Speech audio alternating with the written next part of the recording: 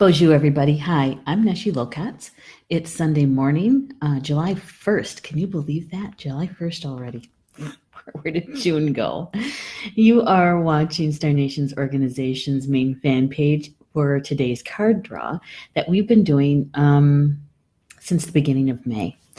And it has been a lot of fun. I have to say that. I love meeting with everyone that comes to the chat rooms on these mornings. I shared once not too long ago that it really felt to me like a spiritual roundtable. I used to have those at my house when I lived down near Madison. Oh gosh, over a decade ago. And this is a cyber version of that, and I really do enjoy it, and I hope you do too. We do get into some conversations over the information on the cards. Hey, good morning, Mato. I'm so glad you're here. Good morning. Did you bring your coffee or your tea? Got mine. Got tea this morning. But I do enjoy it because we talk about the information that's on the cards. And hopefully understanding the information that Spirit wants us to be aware of for that particular day. But we also go off on tangents.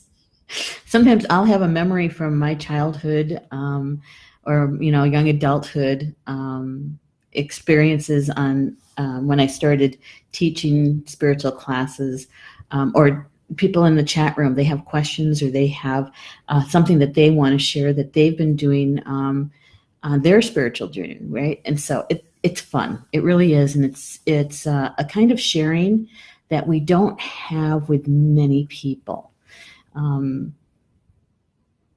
Usually we can't get into a spiritual conversation this intense or this rich with just the everyday kind of people in our lives, especially we have a 9 to 5, and depending on where you work, you might not have that kind of opportunity to have these kind of conversations. So Jocelyn's here. Good morning, Jocelyn. I'm so glad you're here with us. And Elise made it, which means also Mary Ann's with us too. Good morning, Mary Ann. And Mary S is with us. Yeah, good. Guys, got your coffee or your tea ready to go? Because this morning was it was our usual Sunday morning here in Toma at my house, but I took the time to make pancakes. Paul had gotten some fresh blueberries yesterday at the farmer's market, and so we had blueberry pancakes for breakfast.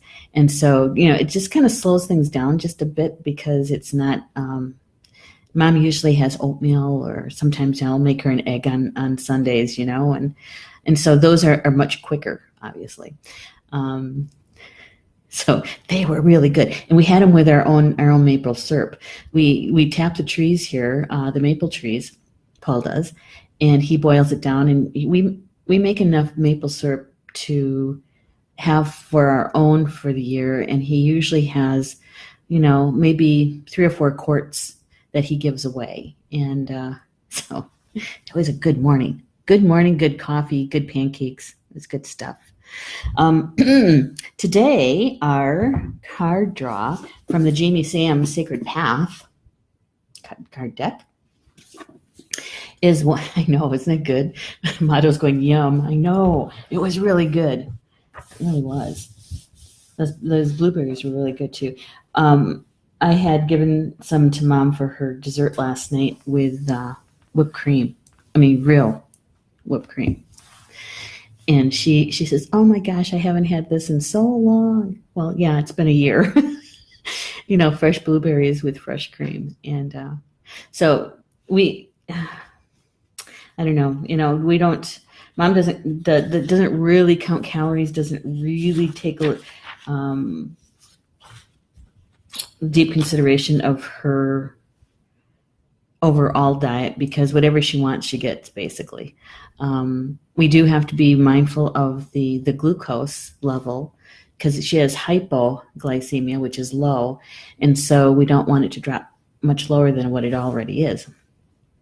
And so we have, I think we started this probably around 3 years ago, How do you like your coffee? When you were young, how did you drink your coffee? Oh, it was always real cream. And so, I started getting half and half, and for her coffee, and so sometimes her diet dictates what we have, right? And so we had blueberries and whipped cream too. I'm gonna mix the strawberries and blueberries, I think, today for dessert for supper. I think that's what I'm gonna do. That sounds good, doesn't it? All right, so here we are. We've had this card before. Actually, this is, I think, the third time Kokopelli has come to us, and it's about fertility. And there were some people, the first time we had this card, that had never heard of Kokopelli before, didn't know about him. And there was others that have seen Kokopelli images in many, many, many, many, many, many, many, many, many, many places. Catalogs. I remember seeing Kokopelli as light switch decorations, nightlight decorations. Kokopelli's image is used quite a bit, especially in the Southwest. We're seeing it more and more and more up here in the North. And Kokopelli is, it's said that he is half human and half God. So he's a demigod, right? He is, the flute that he plays is all about creation and fertility. And it's said that he had children here on Earth, and that his children helped to lead the way for the people. And I put those in air quotes because a lot of indigenous languages, what they call themselves as a nation in their own language is, a lot of times it will translate to the people of, or just the people, right? So his children, mostly, they talk about his sons, are the ones that led the humans, the people, out from Middle Earth, down underneath the earth, within her, out to the surface. And that has a lot to do with the Hopi and the Navajo traditions. And I don't know those creation stories as well as I know my own, but they believe that that Kokopelli came from the stars, and he was part of the Star Nations. That's the reason why I like him so much. That we have a direct relationship there with the Star Nations. So today, when I was rereading the information about Kokopelli, when he played his flute, it created magic. There was magic in the notes and in the music, and he brought rain. And that is one of the reasons why he was known as a fertility god, because with the rain, that meant that the three sisters, the squash, the corn, and the beans, would grow, which means that the people had food to survive. And so, the story is about him playing his flute to bring the rain, to bring love, really, because he would talk about how the thunder beings were called to make love to the earth. Yeah, to create the rain. I know. I know. So, when we get Kokopelli coming to us again through the cards, and what the energy is important for us to know today, it's about creation, I believe. It's about that fertility, and how there's a part in here that, I've read this information, 3 or 4 times now for us in the mornings. And there's this one piece that really kind of stood out for me that we didn't really, really talk about the last time. And here he talks about how he was playing his flute, right? And when he finished, it says that Jamie says that he wrapped it like a child in a brightly woven material and offered it to the great star nation. His words carried to the furthest reaches of the pueblo. This flute carries the music of the stars to the great Earth Mother and calls for the thunder beings to make love to her. This union will bring a child to the people who will one day lead them back to the stars through the inner earth from which they came. So there's that one piece about the great star nation. And I believe that Kokopelli brings with him, with his music, that ancient information, that ancient wisdom from when the people resided within the earth and when they came out of the earth to live on the surface of grandmother, right? I think he does bring that to us. And the reason why I mention that is because Jamie Sams begins to write. Elise says, love Kokopelli. Yes, the creativity he brings, absolutely. And here's the piece that really, really jumped out at me, okay? Jamie writes, to fully understand the teachings of Kokopelli, we must examine the ideas of divine union. Divine union. When we approach our lives with trust rather than skepticism, we are allowing our minds to be the fertile ground for enrichment. Okay. So after I read all of this, I went back and I was really considering what she wrote about certain things here and connected with my spiritual team and was asking them a bunch of questions about this one sentence. Or what I was asking is this the piece about when we doubt our own intuition? When we start to second guess ourselves, and that we not forget, but we downplay, that's a good word, downplay our connection to nature. When we put ourselves separate from nature. And I got a distinct yes on that. And so I thought, okay, this is what this card might be about this morning.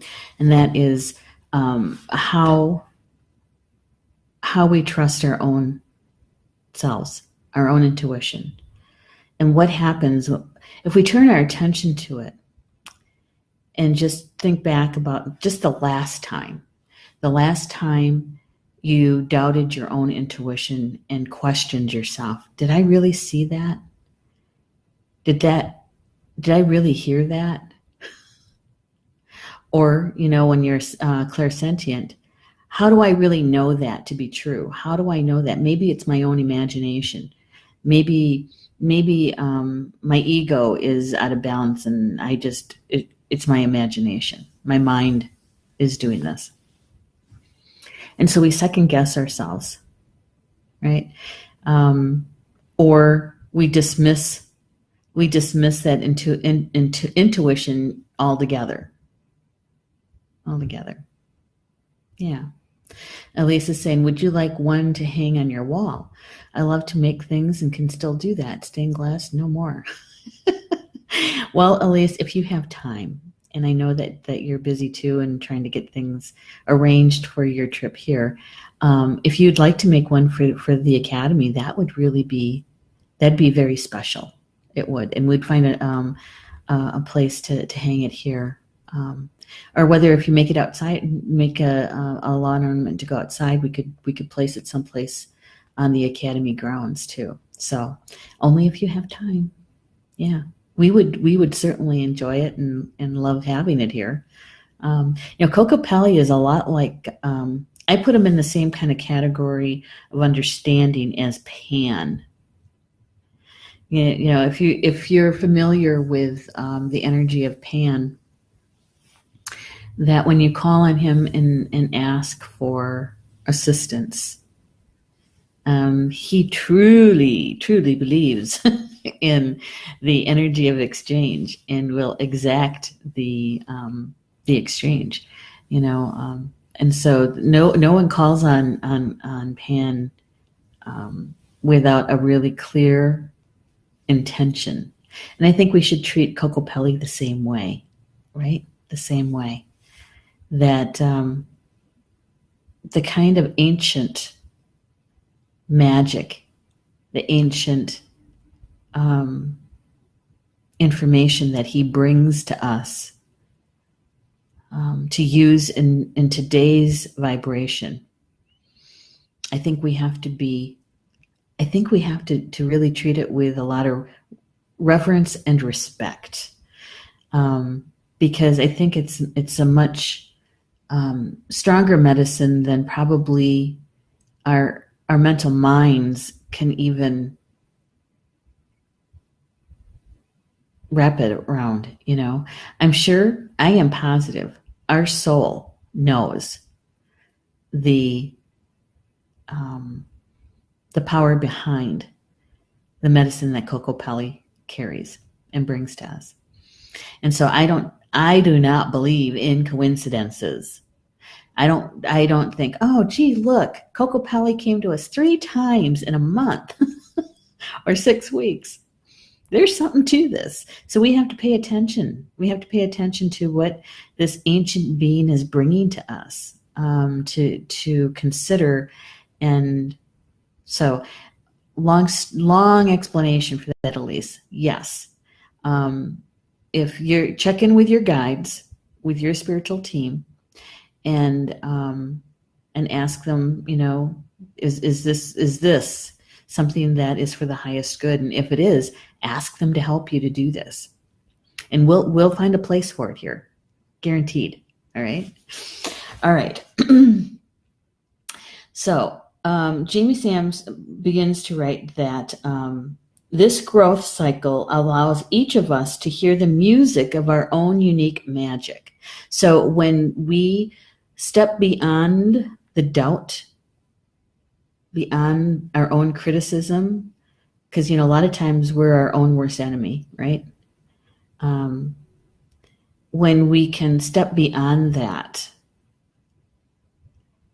and believe and trust in our own intuition, we have fertile ground for our creations to take place.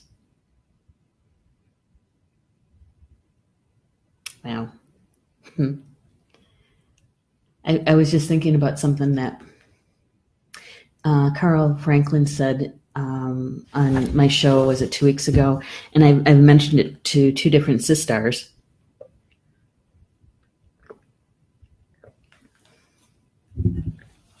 Because I had a light bulb moment during that show with Orchard and Carl. We were talking about the ego. And I had called it the dissolving of the ego, when it really isn't a dissolving. It's more of a right sizing, and the balancing of the heart and the head. And that the ego becomes the servant of the heart of your soul. And when we were talking about that, Carl says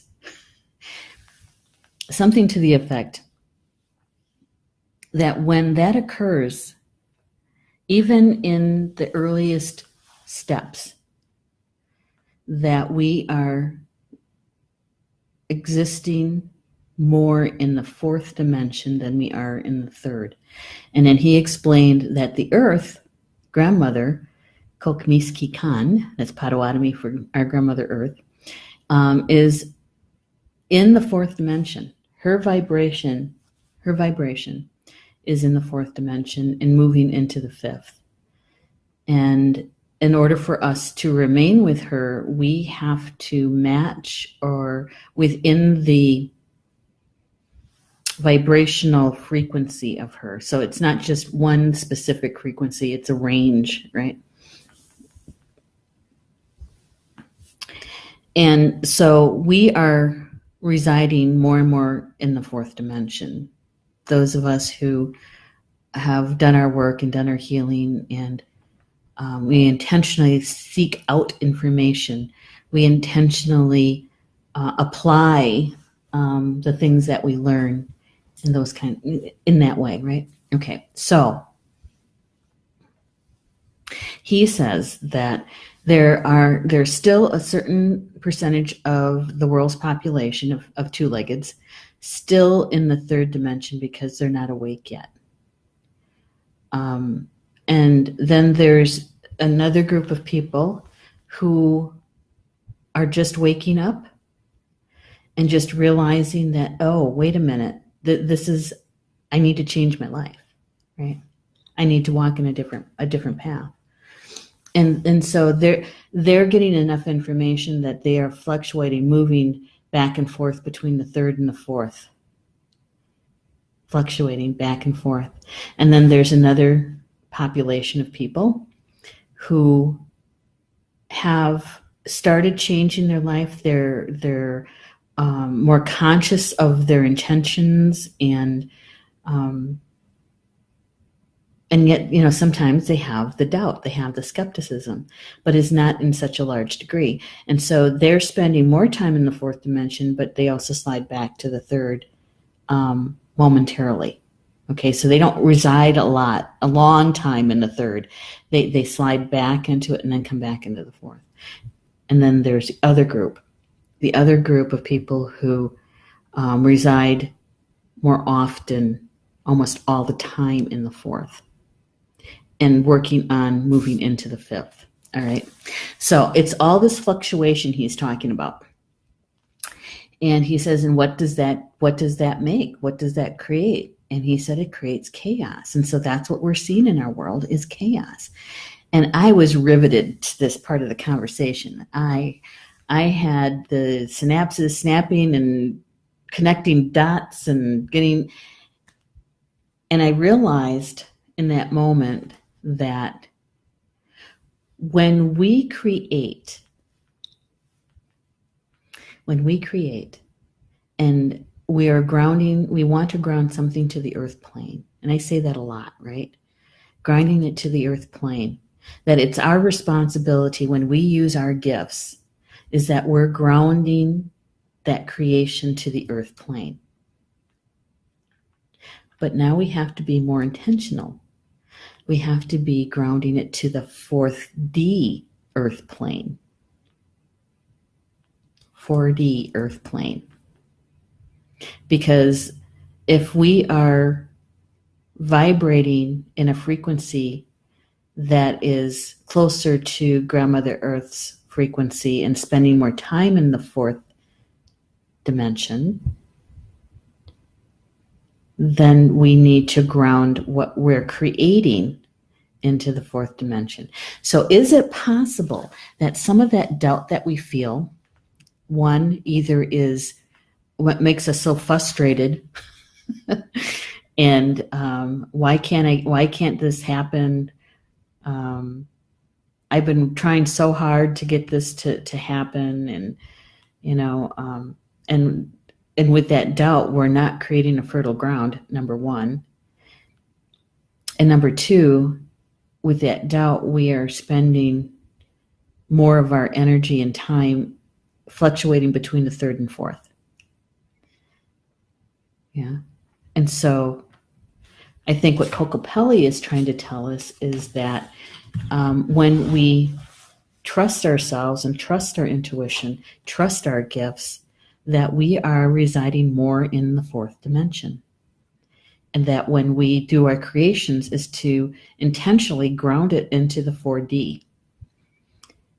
That means that up here, we're telling our mental self that we are in the 4D. So what we're creating is going to be in the 4D. Because there's this part of our logical mind is 3D, 4D, we've grown most of ourselves in the 3D. Most of our generation was in the 3D. So it stands to reason that we have to, the heart, the soul has to tell the mental mind, we are in the 4th D. So we're grounding it to the 4th D. Does that make sense? I hope so. I hope so. Oh my gosh. Elise, would you like one to hang on your wall? Love to make these things and still do that. Okay. Yes. Yes. And brain is now working overtime. We'll see what happens. Okay. Hi, Mary Anderson. Fry, it's good to have you in the house. So for those who just joined us, we got Kokopelli. It's about fertility. And this is like, I want to say 3rd or 4th time Kokopelli has come to us through the cards. And so we're just discussing about how Jamie Sams had written about taking a closer look at the divine union. And that that when we approach our lives from trust rather than skepticism, that we create a more fertile ground for enrichment, she says. So she says that every living creature on earth is magical because each is unique creation who sprang from the great mystery. This magic is our personal medicine, which manifests itself as our gifts, our talents, our abilities. So it's the gifts are what we were born with, that we came into this creation, into this lifetime with. Those are the ones that come to us really easy. It's like almost effortless. So it's so effortless, sometimes we dismiss them as gifts. Okay. And you don't have to try very hard at them at all. All right. And generally speaking, they're usually the most fun and joyful. Our talents are the things that we've learned here, right? It's taking, sometimes I think that it's taking how we learned how to do one thing and we can cross-pollinate it to another. So for instance, when I learned how to juggle, yes, I am a juggler. A lot of people don't know that. I am a juggler. And learning how to juggle actually teaches you about a vertical plane and a horizontal plane. And actually the sense of feeling of when to toss. Okay, it's not in the mind really. Some of it is, but not much. And so taking how I learned how to do that, I learned how to do that in a different format, completely different. And so knowing and feeling the sensation about, okay, now it's time to do that. It's about the juggling. And so that's a talent. That's a talent. And you can perfect those talents, right? You can master those talents. The abilities are the same thing. And some of this, I think, is also our education, our formal and an informal education. Yeah. Because you can learn leadership, but that doesn't make you a good leader. You know what I mean? You can take the leadership classes. You can take a lot of business classes that teach you about leadership. But that doesn't make you a good leader. And there's some people who have never taken a formalized leadership class, and they've learned it on the job or, just life experience. And they're great leaders. They're leaders of people. And so I think that's that application of all of that coming into our life as our experience. Now, Jamie says that fertility in a life can be called to us through our active seeking when we use the magic inside ourselves rather than allowing it to gather dust. Kokopelli plays the flute and weaves the magic of his songs to remind us that magic is no more than a change in consciousness.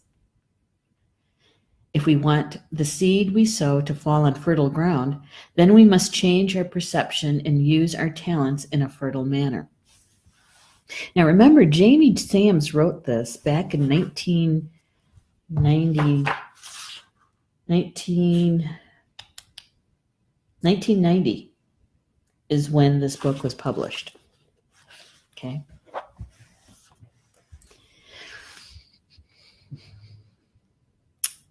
Yeah, we've been learning about, hearing about, talking about the balance of our head and heart, and leading with our heart, leading with our soul for a really long time.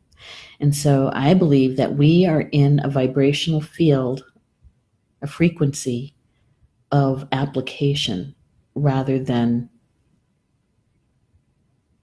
just, how many classes have you taken where you take the information and you really have good intentions of using it, and as time goes by, life gets going, and you leave the folder, you leave the handouts, you leave on a shelf, and you never look at it again.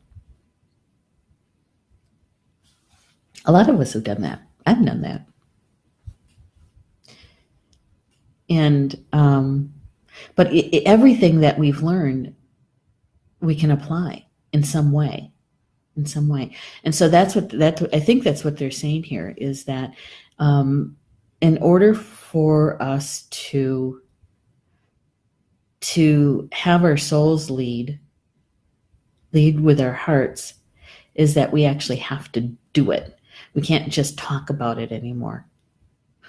We have to ground it into the fourth D. All of our creations that come from there have to be grounded into the fourth D. That's what I'm getting from this. I don't know. It'll be interesting to see what some of the ladies in the chat think about that. And Motto is saying, I've always been told by the elders is that we should not be so spiritual that we are no earthly good, meaning we are not grounded in bringing our learning back to the plane for the greater good for all. That's right. Absolutely. Being spiritual doesn't mean that you're not human. If we knew everything and if we were so perfect, there's no reason to even be here. We would be a guide to someone from spirit, right? We would be in spirit guiding somebody here, maybe. Maybe we'd be one of their teachers, maybe. And so we're not perfect. And we're constantly learning. And I agree. I so agree with those elders' motto that if we don't ground our talents and our gifts to the earth plane, to the 4D earth plane, that in some regard it's actually selfish, because we're keeping it to ourselves. We're not even using it. And if you're not using it, it's kind of like that when we were talking about the burden basket, remember? Not bird in a basket, but burden, B-U-R-D-E-N, burden in a basket. And we were saying that there are conversations that you can have when you reach out for assistance to someone, whether it's a friend or a family member or an elder, a mentor. But when we do that to ask for assistance, guidance of some sort, is that to actually take their advice, their wisdom, and take it in and try to use it. Otherwise, it could be seen as disrespectful. It could also be what it was at the giveaway ceremony card, and we were talking about giving gifts, and if they're not used and up on a shelf, that it's actually disrespectful for the person who created that piece. And this is the same thing. It has a common theme here, is that if we don't use our gifts, if we don't apply them to our earth life, to me it's like being selfish in a way, and maybe even some disrespect, not only to ourselves but also to the Creator, because that was the gift given to us to use here in this lifetime. Yeah.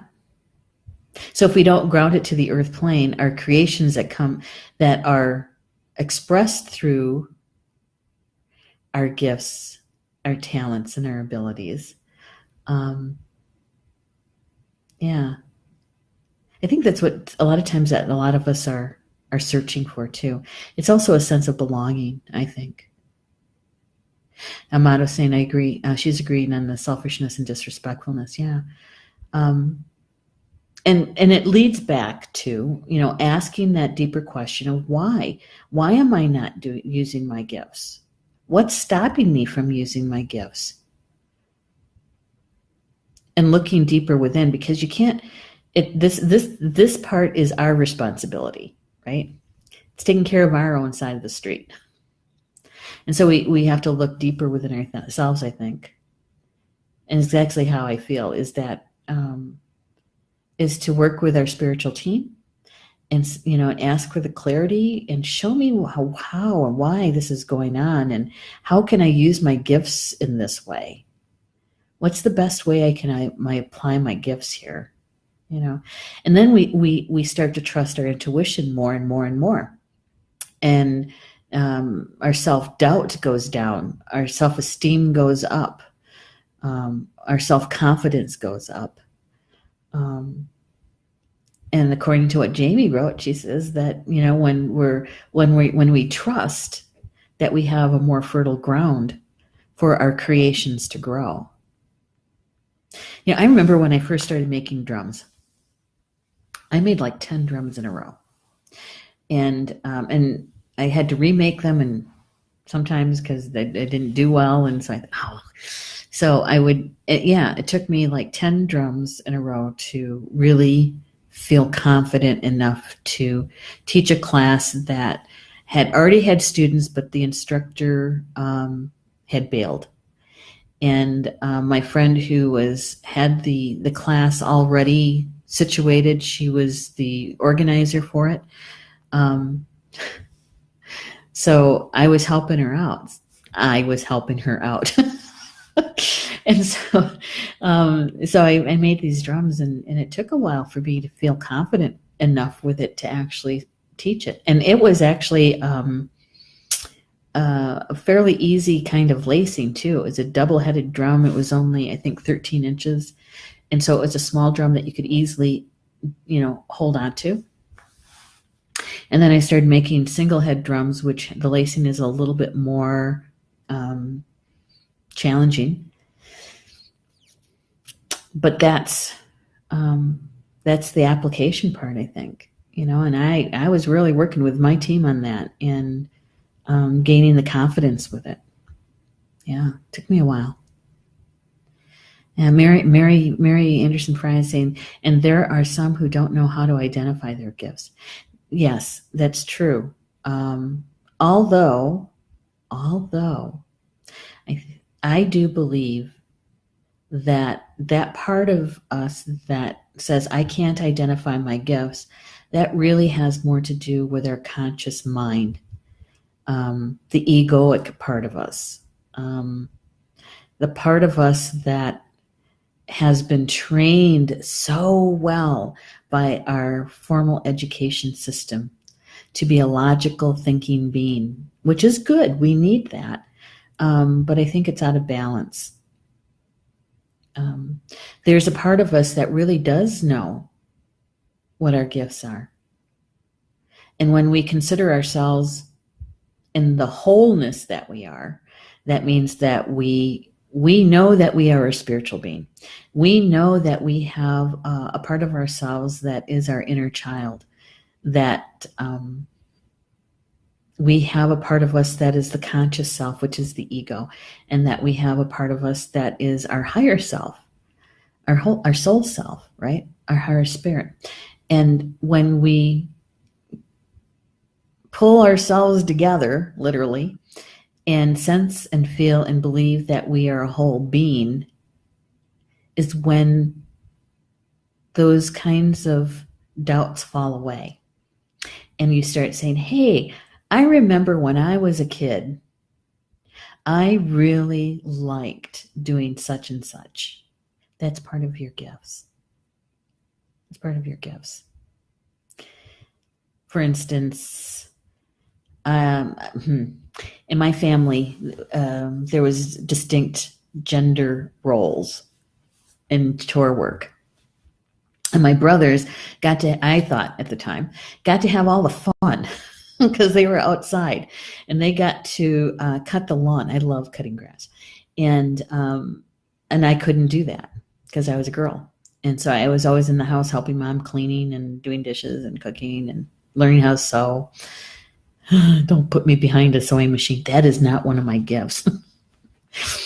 But what I could do outside was I could help rake, because that's a lot like sweeping. And my brothers would wait until they were practically making hay before they would mow the lawn. And so there was always a lot of raking to do. And what I would do is I would rake the dried grass into a floor plan. Now, I didn't even know what a floor plan, that was an actual word, okay? But I would be thinking, oh, the living room should go here, the front door should go there, and let's put the bedroom here, and so and there was a floor plan fairly large that I could actually walk through as a kid. And I would change things. Oh, can't have a wall there. Because if you walk in, you're going to bump right into it. Okay. So decades, and I'm saying decades later, 1996, I read my very first book on feng shui and realized, oh my God, I was doing feng shui. And I was 8 years old, 7 years old. Yeah, it's a gift. All right, so that's just an example. I'm sure you guys have examples like that. If you just kind of, think about it and be with it a little bit. What those childhood things were that you just had fun doing them. I would even, when we would play in the sand, now I had 4 brothers, I didn't play with dolls much.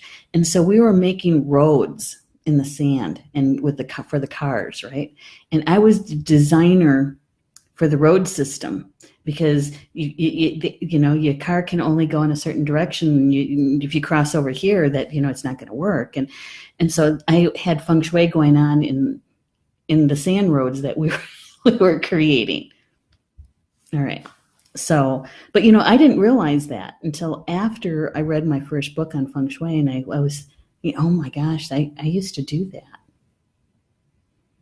Okay. So Mary, what I'm saying is that there's a part of you that knows, and it's being able to trust in yourself to go to that place within yourself, to you. And you got all kinds of help, though. You got all kinds of your spiritual team. You have your guides, your teachers, your angels, right? Yeah. And chances are, Mary, you're already doing your gifts. I know you fairly well. I mean, we haven't seen each other in quite a long time, but you have a love of horses and photography. There's something to that. So, and I'm not saying that it's, that I'm not dismissing it and making it light, because I know what it feels like to say, I wonder, what am I supposed to be doing here? Yep. All right. We got another card to cover. So that was Kokopelli. And Jamie says that his song is one of fertility. You're being asked to use your talents to create fertility in some area of your life. Planting seeds for the future takes efforts on your part, so now is the time to use your skill and resources to make the magic. Right? Kokopelli. Now, I started using her other deck, the medicine cards, and the medicine cards have our animal relatives in there. And so the power, hey, good morning, Maggie Ryan. So good that you joined us. Thank you. Got to take a drink of tea.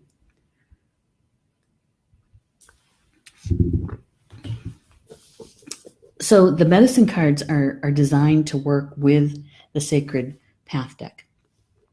And so the way I've been doing this is I'm just asking for today's energy, right? And with the animal cards, the medicine cards, what I'm asking is which one of our animal relatives can help us to understand this particular card for the day. And so I did that, and this is the card that came out of the deck.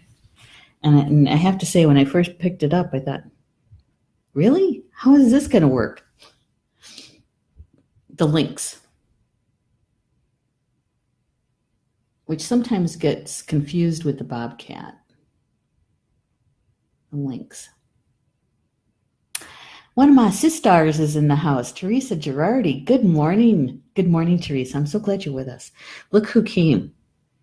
The Lynx. And this card is in to help us understand the energy of the day, which comes from Kokopelli. And it's about fertility, about creation. It's about recognizing our gifts and using them and grounding them to the earth plane in 4D, in the fourth dimension. Yep. All right. So I was thinking, okay, we got the Lynx. What about the Lynx? How does this work with the Kokopelli card? In fact, I'm going to take that card back out. So the Lynx is about secrets. It's about secrets. And Jamie says that it's said that if you want to find out a secret, ask Lynx medicine. So if you feel like you don't really know what your gifts are, that it's kind of hidden from you, you could turn to Lynx medicine for assistance, to help find what your gifts are, what your talents are. She says that to be confronted by the powerful medicine of the Lynx, it signifies that you do not know something about yourself or others. So Mary, you gave us the biggest segue, a graceful segue. So the Lynx signifies that you do not know something about yourself or others. Lynx is the keeper of the secrets of lost magical systems and occult knowledge. Lynx has the ability to move through time and space and to go into the great silence for unraveling any mystery. Any mystery. So if you are thinking that you don't know what your gifts are, how do you find that out? Spirit's telling us that we should tap Lynx. Call on that medicine to help out.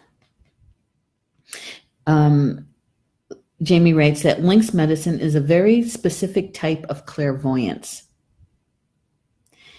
You will get mental pictures concerning other people and the exact things they have hidden, either from themselves or from others. Okay, so you will never speak of the... Okay, so and the Lynx is very quiet. It's very, very quiet. You don't, half the time you don't even know they're there. And she's saying that when you call on the Lynx medicine is that you'll actually receive information that you know that she says you will also know where they have hidden the treasure, if any. You never speak of these revelations, you simply know. The only way you can coax information about yourself out of a Lynx medicine person is to respect the practice of his or her tradition. So if you were going to, let's say an elder or a medicine person or a holy person, another clairvoyant, to help you to call on the Lynx medicine that they might be carrying, that they're using, is that you should be doing some sort of energy exchange with them, right? And to honor their traditions. So you might be, let's say you are a Wiccan and you're looking for assistance from a Native American holy person. You would be taking their culture into consideration when you're thinking about what to do the energy exchange. And if it's a more traditional person, you'd be taking them either tobacco or 4 yards of fabric or a blanket or something like that, depending on what their tradition is, right? Yeah. So Mary's saying, do you remember? I do remember your cabin. I remember it very well. I just didn't recall the name of the little town. The little town her cabin is in is Lynxville. All right. You can't make this stuff up. Really. You can't make this stuff up. So Mary, I know that you go to your cabin quite often. So maybe having some time to be in Lynxville and doing a meditation and calling on Lynx to come to help you to understand and know what your gifts are. I'd be fascinated to know the outcome of that meditation. So this is the card that was drawn, Lynx. All right, so if we've pulled the card, the Lynx card, you can be sure that secrets are afloat. Is this your personal medicine? You should listen to your higher self. Be still and pay attention to the revelations you receive, either in the form of mental pictures or through a high singing voice in your inner ear. Perhaps you will receive information from the form of omens.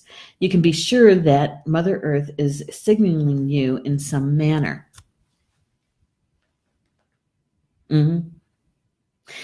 She says, if Lynx is at your door, listen.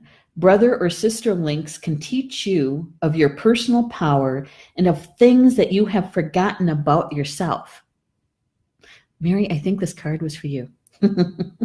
Lynx can lead you to lost treasures and connect you to the forgotten magic of brothers and sisterhoods. Some medicine people believe that the Sphinx is actually a lynx. There we go. And Mary's saying, yeah. And she says, we're going next weekend. Perfect timing. Perfect timing. This is really very cool, isn't it? I'm just sitting here thinking, holy smokes. Thank you to my spiritual team for bringing this information to us today, and so that we can share in it. And Jamie writes about how if the animal cards, if they come in the contrary, which means upside down.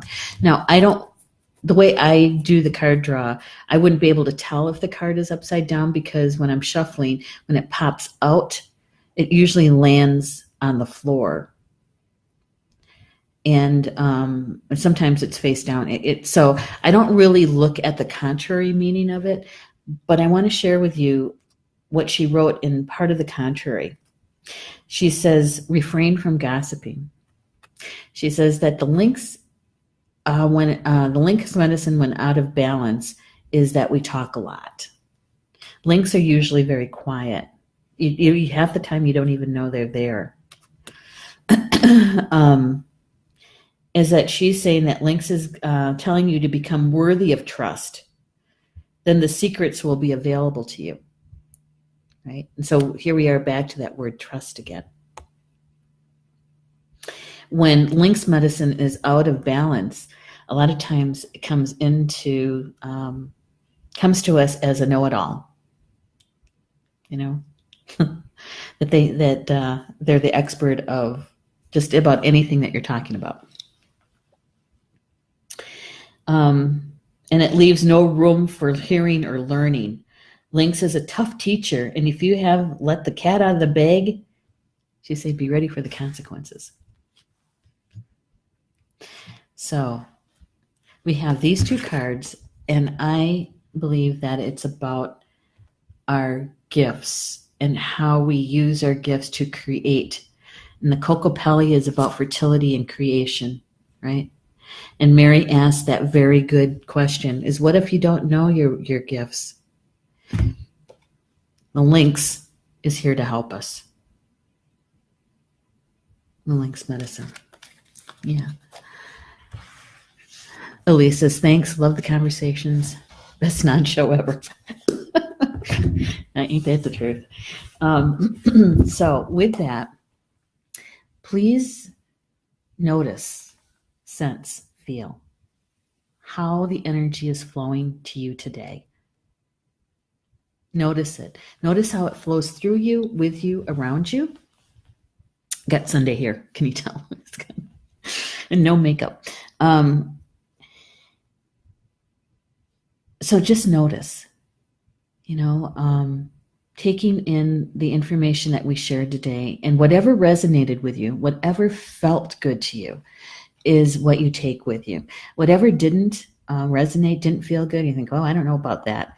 It's okay. Just leave it. Wasn't meant for you. And just notice, whether you're a witness to the energy of the Kokopelli and creative and your abilities, your gifts, the Lynx, or you a direct participant in it. Either way, it's a gift, right? Either way. So with that, I'll see you tomorrow morning for the card draw. We'll see what the energy for the day is tomorrow. Enjoy the rest of your Sunday, and we'll see you tomorrow. Until then, Bama Mina. That's Potawatomi until we see each other again.